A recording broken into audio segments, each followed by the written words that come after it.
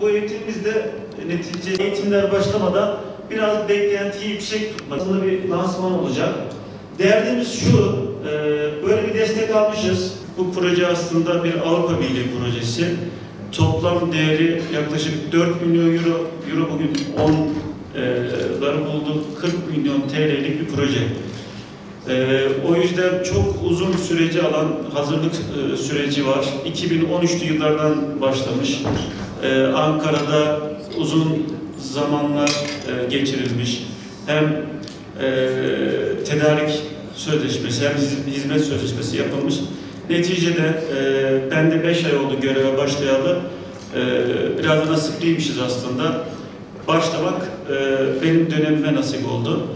Benim göreve başlamamla projenin de başlaması aslında aynı tarihlere denk geldi.